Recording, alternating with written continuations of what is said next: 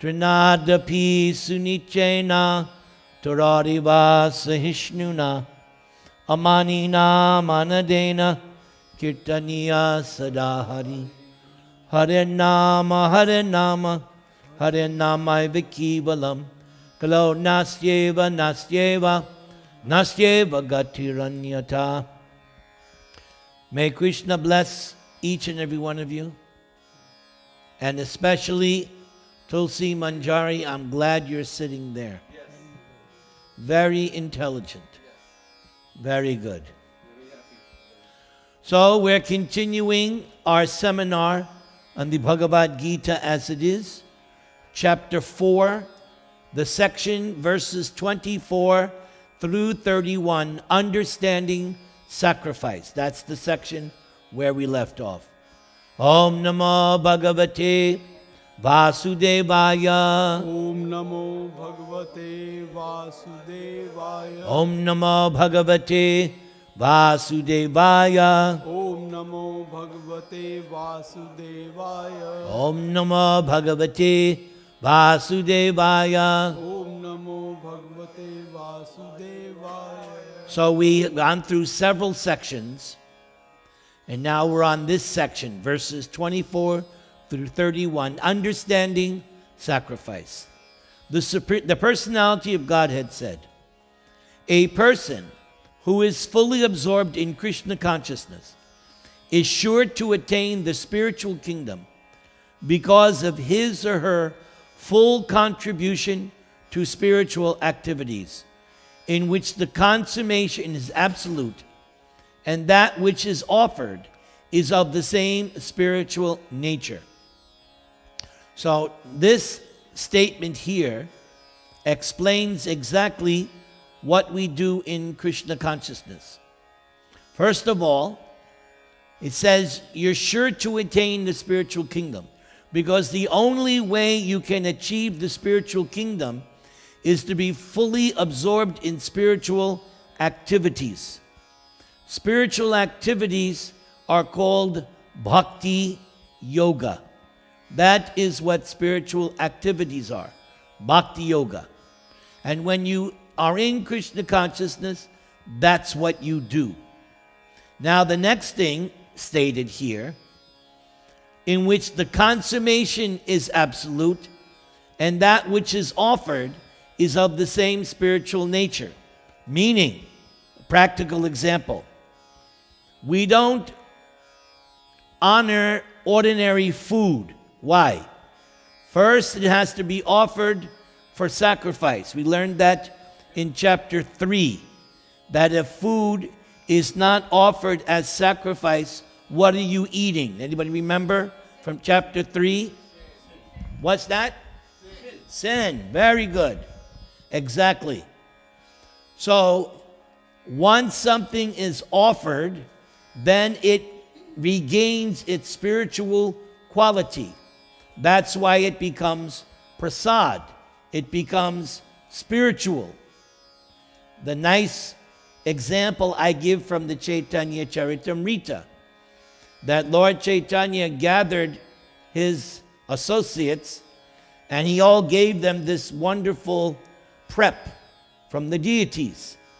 And they all ate it, and Lord Chaitanya said, now tell me, what was your experience? And the devotees said, we never tasted anything so good. So Lord Chaitanya said, yes, but all it was some milk, some misri, some spices. Why is it so special? And everyone was giving their opinion. And Lord Chaitanya said, no, the reason why it tastes so wonderful is because it has become mixed with Krishna's saliva. When you offer the food and Krishna accepts it, he actually accepts it. Now Krishna can eat, his senses are interchangeable, are they not? Are the Krishna's senses interchangeable? Yes. So even though Krishna is hearing the prayers of the devotee, or Krishna is looking at the offering, he's accepting it. And Lord Chaitanya said, no, it has been mixed with Krishna's saliva. That's what is the secret ingredient of prasadam. It's no longer ordinary food. It has, so it says, which is offered is of the same spiritual nature. When we do arti, why do we pass around the flower and the ghee lamp?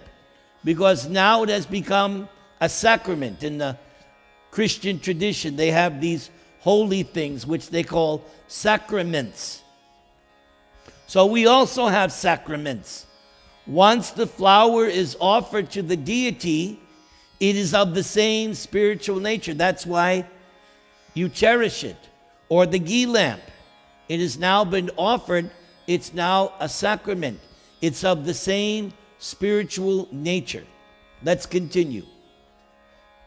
Some yogis perfectly worship the demigods by offering different sacrifices to them. And some of them offer sacrifices in the fire of the supreme Brahman.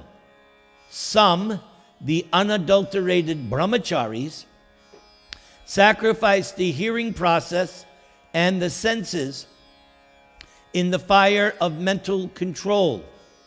And others, the regulated householders, sacrifice the objects of the senses in the fire of the senses. So that's us. We are regulated householders. Therefore, the term grihasta is used. If you're not a regulated householder, there's a different word. What is it? Grimvedi. Griyamedi, which Prahlad described his father, that you are a grihamedi. You have taken a vow to remain in sense enjoyment as a householder. But a grihasta is different. Grihastas, why did they become grihastas? They don't want to perform the severe penances and austerities of a sannyasi and brahmachari, but that's okay in the bhakti marg. You can get away with it because you're sacrificing your general tendency to enjoy and only enjoying things in relationship to Krishna. That's what makes you, in the bhakti marg, acceptable. In the Shankaracharya impersonal path, they don't accept grihastas. They don't, because their school is impersonal. You have to completely reject everything material. But in the bhakti marg, we don't reject the material, we dovetail it. We use the material to serve Krishna. Tape recorder, camera. You have a car, but you use your car to go to the temple, to go to the program, pick up your spiritual master from the airport. You use your car for different things. Maybe you use your car to bring groceries to the temple, or if you have a temple in your home. So a grihasta has many material things at disposal, but it's utilized for spiritual activities, bhakti yoga. But as soon as the grihasta starts to utilize his material facilities for sense gratification outside of Krishna consciousness, he's fallen. So the trick for grihastas is always to use your material things for Krishna consciousness. There's nothing wrong with being a well-to-do householder, provided whatever you have, you utilize for Krishna. Let's give Advaita Chandra an example. You've all been to his house. You all know how nice the whole altar scene is in his house. It's outstanding, is it not? Everybody agrees. Everybody comes and takes pictures. Even the temple pujaris who come also marvel how nice over the years. I've been there, I've seen it. So that's good. They are using whatever material facilities they have, but using it to serve Krishna.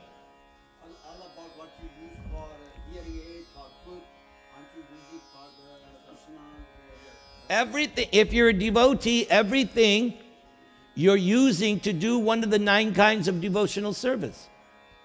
Yes? Yes. Provided you're engaged in one of the 9 items of devotional service. That's the key. Just make sure whatever you're doing falls into the category of one of the 9 items of devotional service. That's it. So long as you can, like on your taxes, right? So on your taxes, probably some of you do, you list all your deductions, right? And a good CPA guy will tell you, you can deduct this, you can deduct this, you can deduct this, right? And because he knows the law codes, he can advise you, okay, you may not have known, but now you can deduct this. So if you know the philosophy of Krishna consciousness, you'll know how to itemize and make sure that everything you're doing somehow or other is there to be engaged in one of the 9 items of devotional service. The more you study, you'll see, this thing I can also dovetail. For instance, I love to do music. So I record music at home when I have time. I'm either singing, but what am I singing about? I'm singing about the philosophy of Krishna, or I'm chanting Hare Krishna mantra. So as long as I'm playing music, but it's in the category of Krishna consciousness, I'm becoming elevated. Like that. Let's continue. Others who are interested in achieving self-realization through control of the mind and senses offer the functions of all the senses and of the life breath as oblations into the fire of the controlled mind. Because in all the yoga processes, there's different yogas, they all have one common ingredient: controlling the mind. If there's no control of the mind, it's not yoga. It's something else.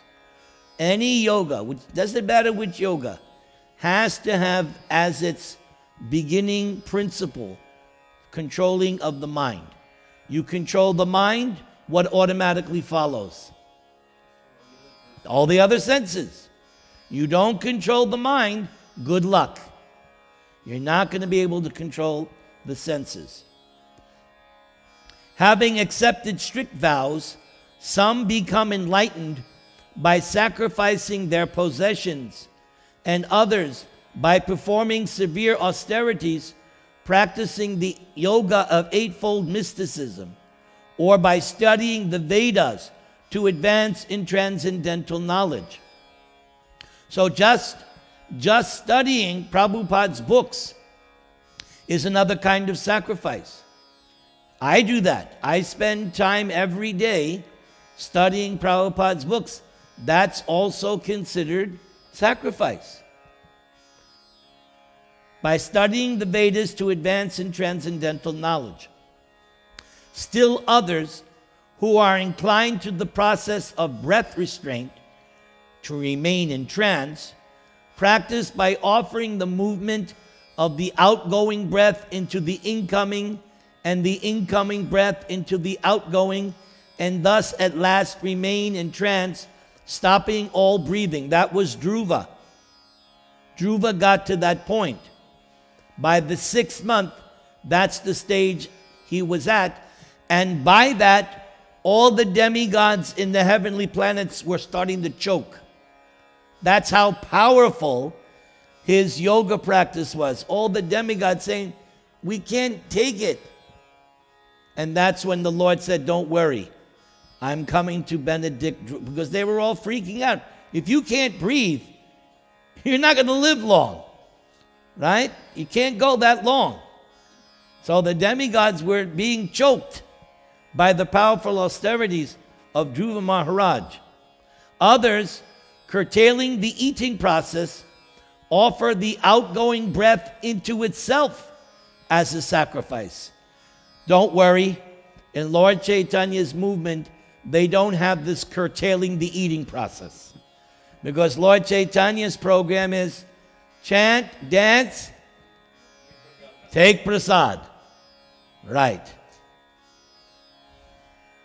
All these performers who know the meaning of sacrifice become cleansed of all sinful reactions. So when you do Krishna conscious activities, you are becoming cleansed of sinful reactions. So have no doubt about it. Just make sure that you're engaging, as again, in one of the 9 items of devotional service. Because as you do that, you're becoming purified. As Krishna told Narada, when Narada was a 5-year-old boy, and then Krishna revealed himself, and then Krishna disappeared, and then Krishna spoke to Narada. He couldn't see him. But Krishna said, you're not going to see me the rest of your life, but you're going to hanker for me. And that hankering will purify you. So in the same way, we should be hankering for devotional service. You, for instance, Advaita Chandra, I know for many years now, you have been hankering for more devotional service. Am I right? That in itself makes you purified. Just that hankering, you want service. If you are hankering, come up to Namahasta, then you stop the idea because of the rain, then hankering will help. Yes, but no excuse. Come to Namahat. Keep hankering. Okay. And having tasted the nectar of the results of sacrifices, they advance toward the supreme eternal atmosphere. Nimai Charan. What do we call the supreme eternal atmosphere? Vaikuntha. And Om. My dear Om Prabhu. What do we call the topmost of Vaikuntha? What's it called? The topmost? Goloka Vrindavan. Yes. Very good. Goloka Vrindavan. Let's continue. O best of the Kuru dynasty, without sacrifice, one can never live happily on this planet or in this life. What then of the next? So this is something which tells us about the non-devotees. The non-devotees are not doing sacrifice. Therefore, take Krishna's words here.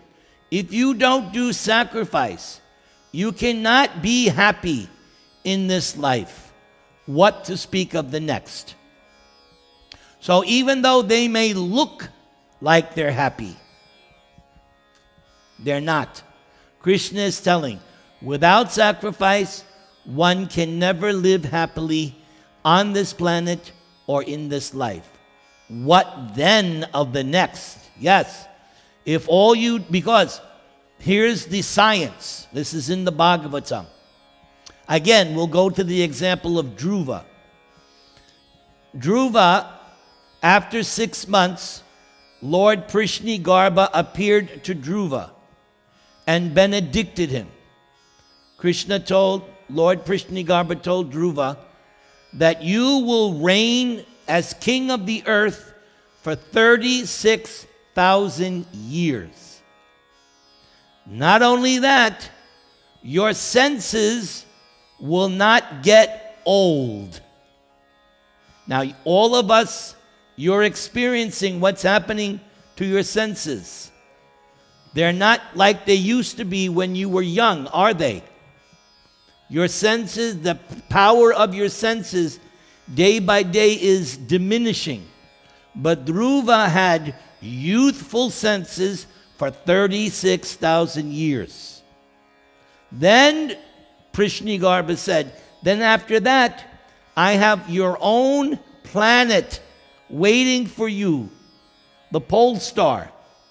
And I will be there on that planet, and you will live there eternally. It's a Vaikuntha planet in the material world, that pole star. And Prishnigarbha said, I'll be there. And that's where you live. So Dhruva got both full material benefit. He got the best severance package. He got full material benediction, the complete spiritual perfection. Okay? Now, in the course of that 36,000 years, it's explained, because this Dhruva Katha is being spoken by Vidura, not by Vidura, by Maitreya to Vidura, because it's in the 4th canto. So this is Maitreya commenting and telling Vidura about Dhruva. So at some point during the 36,000 years where Dhruva is ruling the earth, Maitreya says, when Dhruva was enjoying, he was burning up his pious activities. And if there was any suffering in the course of his reign, he was burning up his impious activities. So that gives you an idea of what's happening. When you are enjoying, all you're doing is spending your account, your pious karmic bank account. And when you suffer, what are you doing? Paying debts, your karmic debts. But don't worry about it. You want that karmic to be paid. You want both, the good and the bad. At the end of the day, you want your account to be zero. Why, Nimai Charan? Why does the devotee want his karmic bank account at the end? Oh, you know? Okay, go ahead. So you don't come back. Somebody has learned their lessons. Excellent. Yes, because if you still have either debit or credit, what has to happen? Got to come back and take birth in placentia once again. Does the devotee want to come back and take birth? Where does the devotee want to do? Go back. Wants to go back home, back to Godhead. Very good. Let's continue. So we finished that section. Now we're on the next section.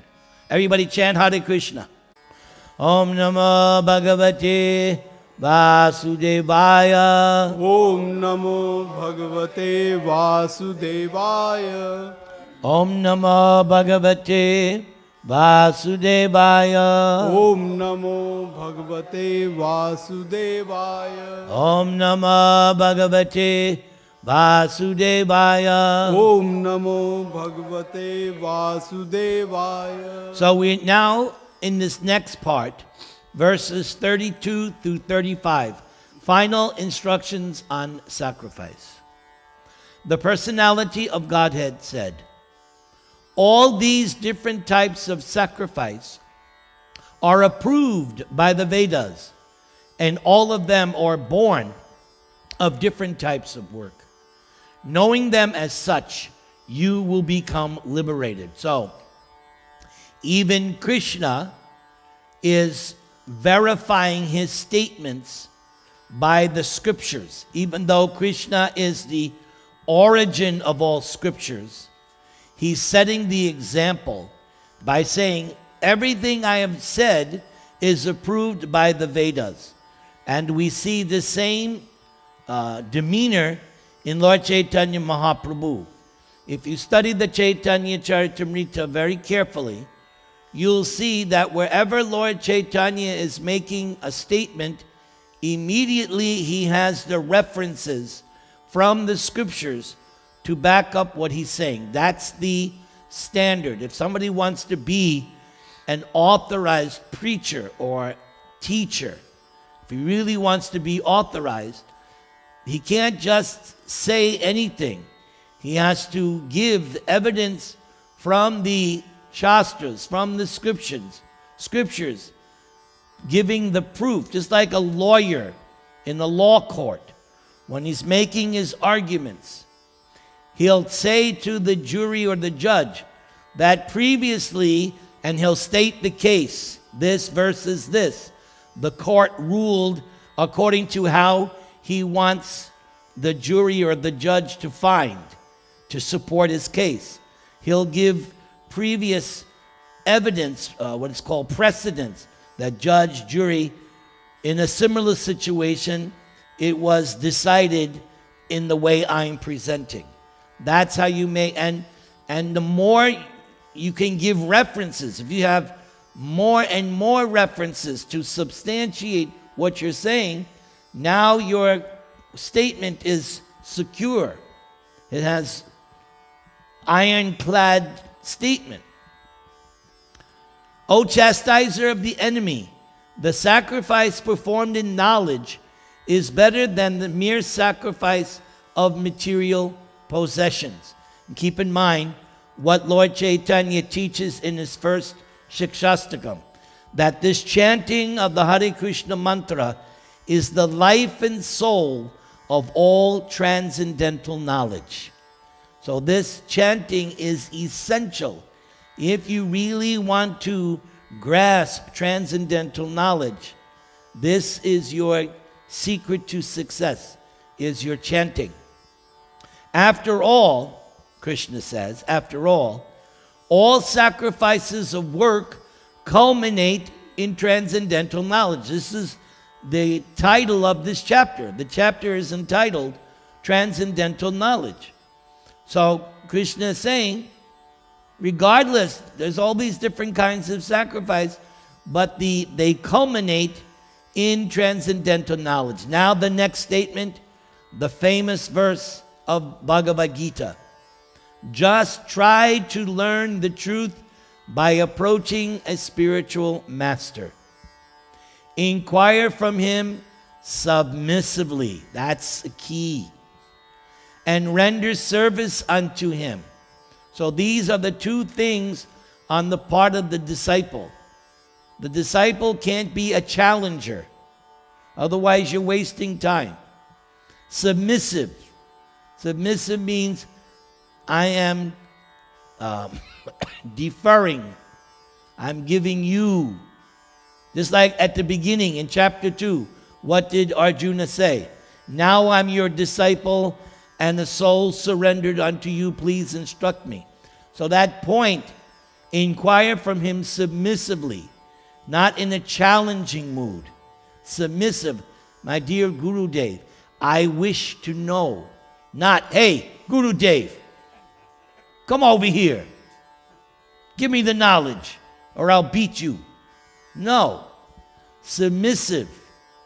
We see that in the Chaitanya Charitamrita. Even Lord Chaitanya, here's another example. When Lord Chaitanya took the role of a student and approached Ramananda Roy, even he took the humble, submissive attitude. Even Lord Chaitanya with his guru. What did his guru tell him? You're a fool. Lord Chaitanya's guru told him, you're a fool. Did Lord Chaitanya get belligerent? What are you talking about? I'm the supreme person now that got it. Who do you think you're talking to? He's not like Trump. No, he was submissive. His guru told him, you're a fool. Is Lord Chaitanya God? Yes or no? He's Krishna, but he's playing that role of a submissive disciple. That yes, please, I am a fool. That's very hard. Anybody, if anybody calls somebody a fool, it is very difficult not to get agitated. Extremely difficult. But Lord Chaitanya taught us the way. Yes, Guru Dev, I'm a fool. Then the Spirit, so the same way, inquire from him submissively. And then more important, render service. That goes so far. Rendering service goes so far. That's another secret. If you want to get the blessings of your spiritual master, render service. What are type of services? All kinds. Any kind of service. There are two kinds. Vani and Vapu. Vani means the words of the spiritual master, you executed. Okay? For instance, Prabhupada told his disciples, go out and distribute books. So many of Prabhupada's disciples, they heard that instruction, they took it to heart, and they went out. You know that devotee Bhrigupati. He's gone out on book distribution every day of his life for the past 40 plus years. That means he took the instruction of his spiritual master very seriously. So one way is to follow the Vani, the instruction. The other is Vapu. If the spiritual, and Prabhupada gives the example, if the spiritual master asks for water, you don't bring him milk, thinking, oh, milk is better than water. I will bring, no. The spiritual master said, bring me water. Don't be over-intelligent. You follow? You serve his, again, that's serving the words too at the same time. But you're rendering service. Or if the spiritual master needs a ride to the airport, or the spiritual master needs his clothes to be ironed, or the spiritual master may even ask, sometimes Prabhupada would ask his disciples for advice. So you can cook for your spiritual master. But if the spiritual master says, I want you to make this, this, this, and this, and you say, no, I'll make some, that's not service. You give the spiritual master what he wants. Don't be over intelligent thinking, well, I know better. No. And there are examples of that in Prabhupada's time, where disciples did that. Where Prabhupada said, I want this and this for my lunch, and they did something which they thought was better. Prabhupada said, no, you follow the instruction. So rendering service is a big way to get blessings from the spiritual master. Okay? The self-realized souls can impart knowledge unto you because they have seen the truth. Now, the next statement is in connection with the previous. Notice, they have seen the truth. So everybody's wondering, what is that truth? The next sentence tells you what that truth is. Having obtained real knowledge from a self-realized soul, you will never fall again into such illusion. What was Arjuna's illusion?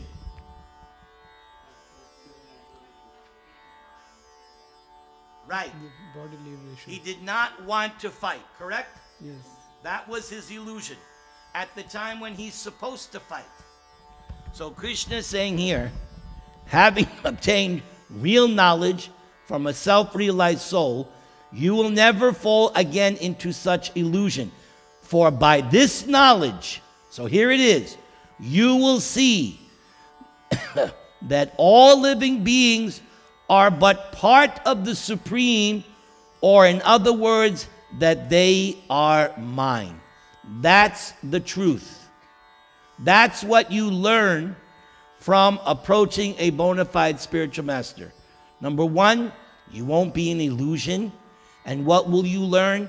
That all living beings are part of Krishna and they belong to him. That's the truth. Everybody chant the Maha Mantra. Hare Krishna, Hare Krishna. Krishna, Krishna, Hare Hare. Hare Rama, Hare Rama. Rama, Rama. So now we come to the final part of this chapter. So before we go to the final part, let's have another 10-minute bhajan by Nimai Charan.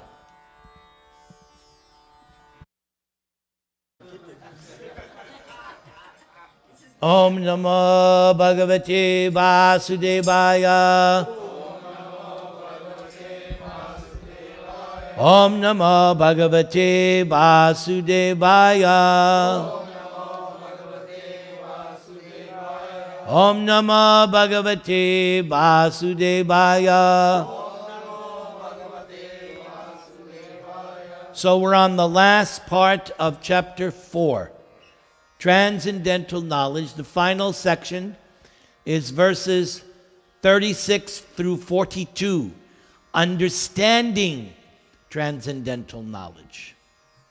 the personality of Godhead said, even if you are considered to be the most sinful of all sinners, when you are situated in the boat of transcendental knowledge, you will be able to cross over the ocean of miseries.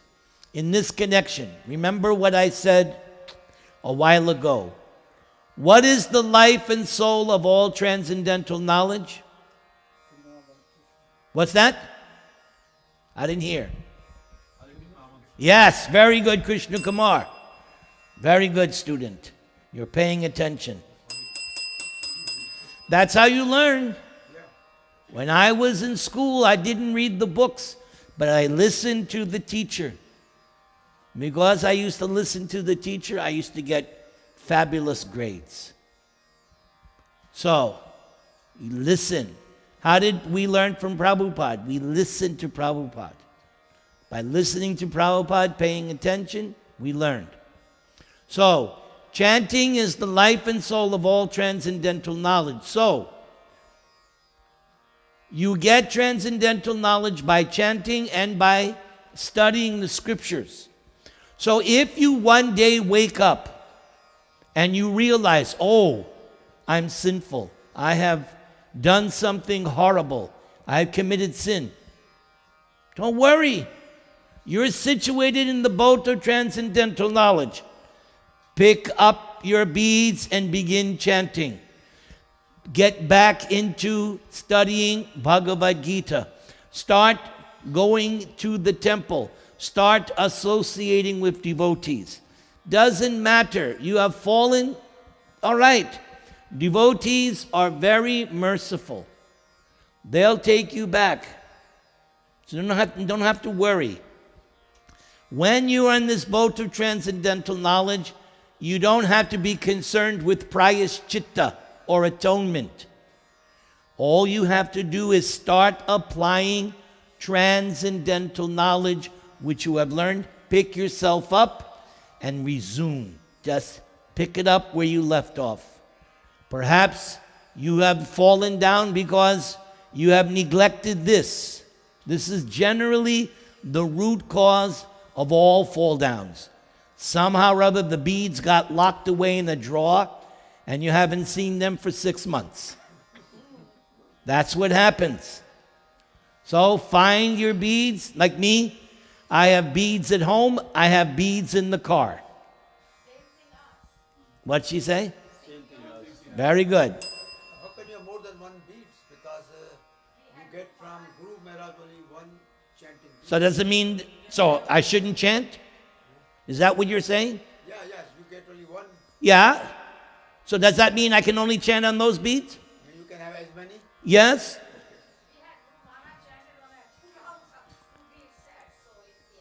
Ask your Guru Maharaj if he'll chant on another pair for you. Okay? Beads or no beads. Chant. Hare Nama Eva Kevalam. No condition. Thank you. Somebody has learned their lesson. I have good students today. The beads that I got from Prabhupada are long ago gone. Long ago. I lost them as a brahmachari on traveling Sankirtan one day. How did you replace? I just went to the temple gift shop, give me a new set of beads. They gave me. And I've given away my own beads several times. I just went, got another bead. Hare Krishna, Krishna Krishna, Hare Hare. Hare Rama, Rama Rama. So, if you wake up one day and you're in the deepest of Maya, don't fret. Give me a call. I'll pull you out of Maya.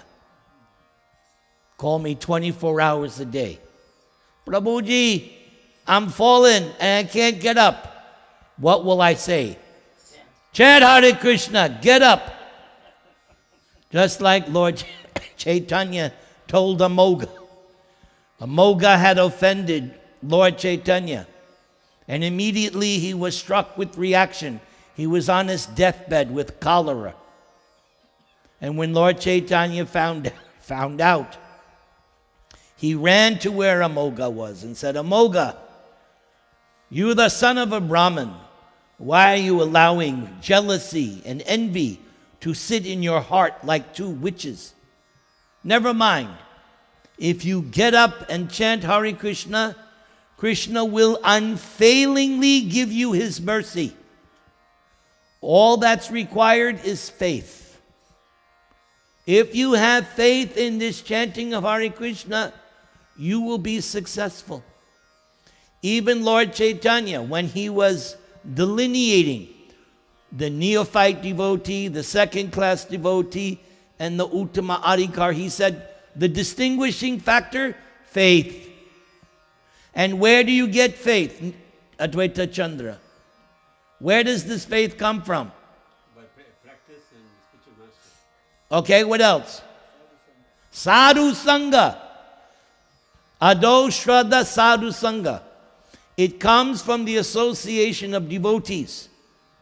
The reason why we lose faith is we start to associate it with nonsense mayavadis and karmis and gyanis. Once you start associating with nonsense people, you become nonsense. It's scientific. That's true for me, it's true for anyone. If I start associating with nonsense people, in due course of time, even I will become nonsense. So the cure, associate with devotees. Look around you. Devotees. Here they are. Associate with devotees, you're good to go.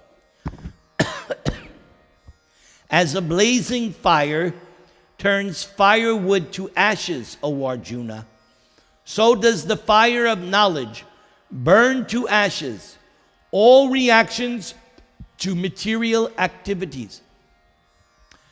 I posted on Facebook yesterday or today a quote from Prabhupada. He was asking his disciples, why did I write all these books? And they gave so many answers. Prabhupada said, no, I wrote these books so that you will chant Hare Krishna. That's why Prabhupada is writing these books, so that we become faithful and strictly chant Hare Krishna Maha Mantra. It's not so that we can become big pandit. That's not why he wrote all these books. He wants us to become firmly convinced in chanting the Hare Krishna Maha Mantra. Because you do that, you're delivered. So the fire of knowledge. So this knowledge of Bhagavad-gita and Srimad Bhagavatam, Chaitanya Charitamrita, right? This is going to give you transcendental knowledge, and it should inspire you to chant nice japa every day. That's the key to success. Very simple. Get up in the morning and begin chanting. As my good friend the other day said, Prabhuji, why is it so hard to chant at night? Did you not? Right. Is it not quality? Yes, because We have quality. you have let the modes of nature come in. As soon as you let the modes of nature come in, it gets harder. But if you begin your day right out of the bed, Hare Krishna, now you're Jai. You've already begun conquering the modes of nature. Maya can't get in. You don't let Maya in. So right away, first thing in the morning, brush your teeth, wash your hands, feet, or take a bath. Begin chanting as soon as possible. Chant, chant, chant. Not can't. Chant. Everybody. Convincingly. So you can chant in while you're taking shower, you don't have to jap mala. Yeah, but we're talking about on the beads. Yes, you can chant, of course. You can chant while you're cooking. You can chant, but you also want to chant, Prabhupada said, don't starve the beads. Don't starve them. Starve. Yeah, there should be no fasting on this. This has to be nourished. Don't say stop counting. Huh? And don't say stop counting. Don't stop counting. When you are taking shower, you don't count. Yeah, this is not counting. How will you know if you finish 16 or not? Yes. Okay. Very good. There is nothing so sublime and pure as transcendental knowledge. So when you study Bhagavad-gita, Srimad Bhagavatam, Chaitanya Charitamrita, if you're a Bengali, you might like Chaitanya Charitamrita. Very good. Nothing more sublime and pure as these Bhakti Shastras. Pure. Such knowledge is the mature fruit of all mysticism. And one who has become accomplished in the practice of devotional service enjoys this knowledge within him or herself in due course of time. I have practical experience of this. When the day comes, when I'm starting again to resume Krishna book reading, I feel so good. I did that the other day. So many things. I finally, at some point in the day, I started resuming my Krishna book, and I was in heaven. Because when I read Krishna book, it's like I'm there. I'm right there. So, more you become in tune with this transcendental knowledge, you will enjoy it. You will enjoy reading Bhagavad-gita. Like you all know Rama Paliwal, right? If anyone enjoys reading Bhagavad-gita, it's Rama Paliwal. She can sit and listen to Bhagavad-gita all day. She has gotten to that point, she can enjoy it. So enjoying these transcendental literatures, that is good. A faithful man who is dedicated to transcendental knowledge and who subdues the senses is eligible to achieve such knowledge. So that's important. You have to subdue your material senses. You can't, that's why we follow the regulative principles. By following those regulative principles, your senses are subdued. That's why we keep ourselves in the mode of goodness. That's why we don't eat onions and garlic. Because if you eat food with onions and garlic, you're not subduing your senses. Now they're getting out of control. You subdue your senses. Is eligible to achieve such knowledge, and having achieved it, quickly attains the supreme spiritual peace. You've heard my story 100,000 times, that lady in Panama. Swamiji, give me peace. And I asked her, do you eat meat? Yes, no peace. Do you drink alcohol? Yes, no peace. Do you gamble? Yes. I said, how can I give you peace? 3 strikes, you're out. You can't have peace if you're committing sinful activities. It's not possible. But ignorant and faithful persons who doubt the revealed scriptures do not attain God consciousness. They fall down. So by reading Bhagavad-gita, you become faithful to Krishna. That's why we read Bhagavad-gita, to become faithful to Krishna. So if you, please, I pray, you don't doubt Gita, Bhagavatam, Chaitanya. Don't doubt these scriptures. Keep firm faith in these books. They fall down. For the doubting soul, there is happiness, neither in this world nor in the next. If you have doubts, they should be dealt with. How do you do it? Either you find your answer in the scriptures, or you approach someone who is more knowledgeable than you, who you have some faith in, and get the doubts cleared up. Now, when is there a dilemma? And I know somebody like this. When you don't think there is anybody who can clear up your doubts. I know such a sad, doubting soul. He thinks, nobody knows more than me. Okay, good luck. You're on your, nobody can help you. Right? Say you're very, very sick, but you think, what do these doctors know? Then what are you going to do? If you have nobody can help you. You have to have somebody who you see, yes, I may be so smart and intelligent, but I have to recognize this person knows more than me. For the doubting soul, there is happiness neither in this world nor in the next. What's the matter?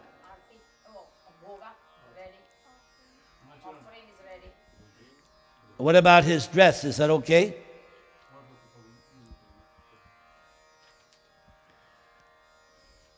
Looks like you got the job. Jai. Hare Krishna. One who acts in devotional service, renouncing the fruits of one's actions, and whose doubts have been destroyed by transcendental knowledge. There you go. So the more you learn these books, you should be able to destroy your own doubts. But sometimes even by reading the scriptures, you can become confused. That's when you go to a senior devotee. But if you know these books backwards and forwards, you can find your answer within a few minutes. Oh, yes. That's why it's very valuable to know these books inside and out. Whose doubts have been destroyed by transcendental knowledge is situated factually in the self. Thus, one is not bound by the reactions of work. O conqueror of riches, therefore the doubts which have arisen in your heart out of ignorance, so that's what the cause of all doubts are, ignorance, should be slashed by the weapon of knowledge. So knowledge is your weapon, knowledge. Okay? Like they have an expression in the Karmi world, knowledge is power.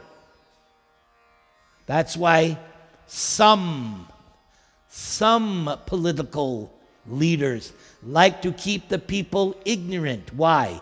It's easier to control them. Because when the people are educated, then the rascal politician can't get away with his nonsense.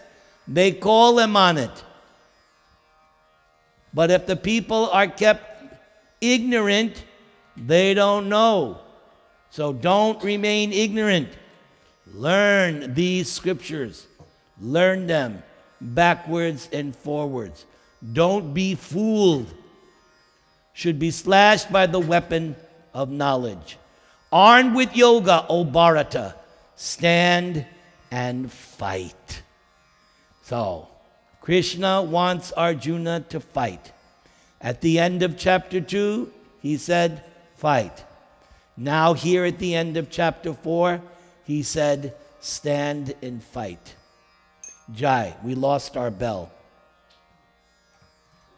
No, we have that one. I mean the little silver bell. It has disappeared. Okay. Everybody chant the Maha Mantra.